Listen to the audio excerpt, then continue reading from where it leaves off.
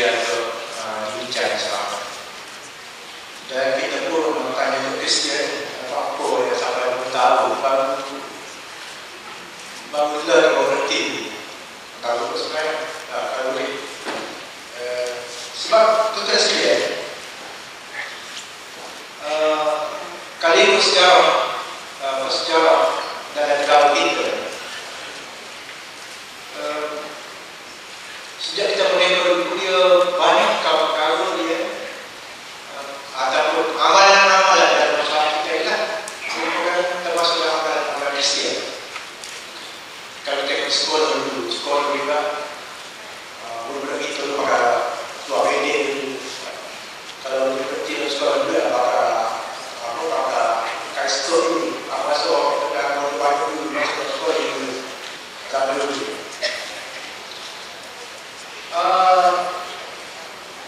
Bahkan itu sekalian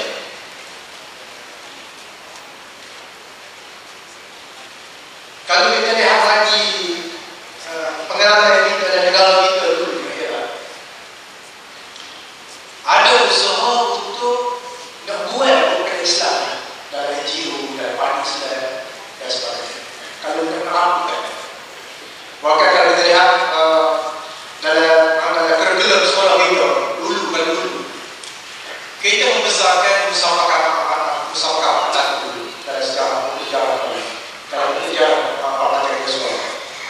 Kemudian kita tidak membesar tu kerana ulama kita besar yang lawan dengan usahakan iaitu Syekh Wahid Muzaffar Nursi. Kemudian kita besar dalam sejarah kita dulu ialah Richard Lionheart dan kita kecil dia pula selalu lahir dia dalam perang salib. Kalau sejarah itu begitulah usaha-usaha dibuat sampai hari ini kita lihat kita masih membesarkan. Hari Minggu kita dah hari Ahad bukan kemudian kita tengok lagi siapa tu rakyat kita di orang Islam dia besar kelenda masjid kalau kita bandingkan kelenda hijrah. Banyak lagi negeri-negeri dalam negara kita ni dia cutinya Ahad bukan hari Ahad. Jadi amalan-amalan Kristian sudah pun bertapak banyak di dalam kita. Jadi kita pun heran tu macam mana negara lain UMNO menjadi juara mempertahankan kalimah Allah.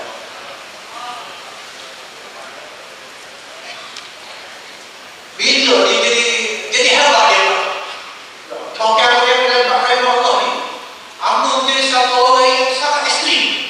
Bila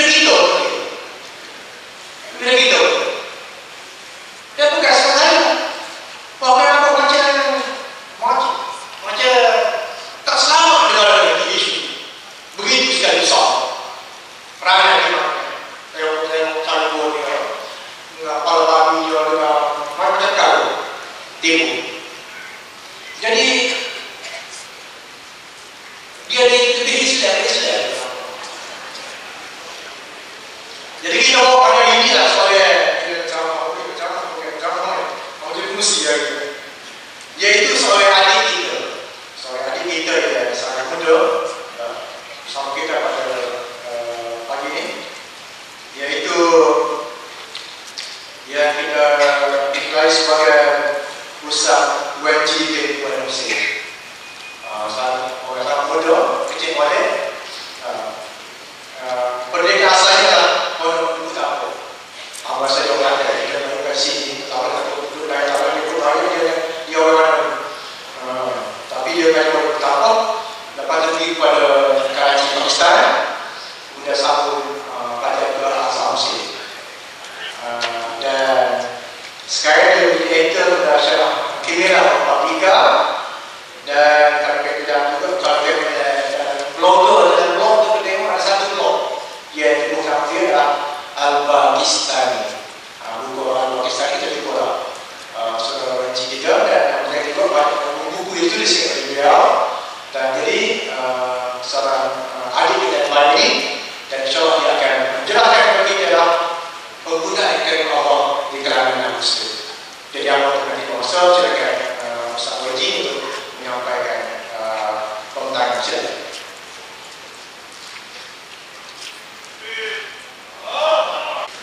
Alhamdulillahirrahmanirrahim. Wassalatu wassalamu ala asyrafil mursalin wa ala alihi wa sahbihi ajma'in.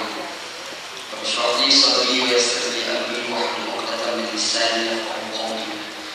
Saddid lisani wa qalbi bihaqqi sayyidina Muhammadin sallallahu alaihi wasallam. Wa ba'da fa inna asdaqal hadits kitabullah wa khairal hadi hadi Muhammadin sallallahu alaihi wasallam. Wa syarrul umuri muhdatsatuha wa kullu muhdatsatin bid'ah. Allahumma a'inna ma jahilna wa zakirna ma nasina. Qala Allah subhanahu wa ta'ala fi muhkamil tanzil. A'udzu billahi minasy syaithanir rajim. Bismillahirrahmanirrahim. Wa qalat al-yahud Uzair ibnullah wa qalat an-nasara al-masih ibnullah. Sallallahu alaihi. Berkata orang Yahudi Uzair anak Allah. Berkata orang Nasrani Isa anak Allah. Surah Taubah ayat 30. Surah Al-Azim adalah firman Allah SWT dalam Al-Quran. Surah Taubah ayat 30. Alhamdulillah, syukur pada Allah SWT pada hari ini kita bertemu, dan terima kasih ucap kepada Musi dan Esko, YB dan segala ahli panel yang hadir pada hari ini. Dan alhamdulillah, syukur pada Allah SWT pada hari ini kita bertemu untuk berbincang satu isu yang agak besar, itu isu kalimah Allah.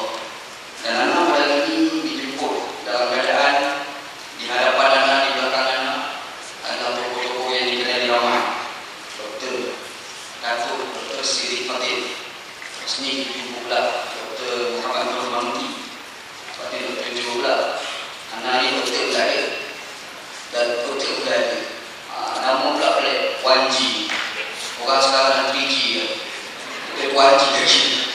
Tapi tak apalah, bagaimanapun bila dijemput anak memberanikan diri dah hadir. Kalau ikut tak ubannya, tapi ada apa kuih lah, peju. Dia bagi semangat boleh lah, insyaAllah datang, insyaAllah untuk hadir boleh, insyaAllah. Dan tajuk yang kita nak bincang pada ini adalah berkenaan dengan penggunaan kalimah Allah bagi orang bukan Islam. Cuma ada orang kafir ni, orang bukan Islam, kafir ni kasar Allah. Orang bukan Islam kalau nak guna kalimah Allah ni cuma juga agak selingkuh. Dan kalau tadi kita dengar daripada Datuk Siti Fatih, tidak boleh banyak dari satu pandangan dia. Dan mungkin anda ambil satu sikap yang mungkin menyalahi daripada pandangan Dr. Siti Fatih, insyaAllah. Kalau ada, tak boleh dia sebut ikhtilaf dalam pendapat atau biasa, insyaAllah. Sebelum anda masuk kepada hujah, kepada penggunaan kalimah Allah bagi orang bukan Islam, anda sebut satu kaedah yang disebut oleh Imam Al-Baydawi dalam kitab dia Al-Minhaj. Dia disebut Imam Al-Baydawi disebut manuhiya an syar'an faqbihu wa illa fa'asan.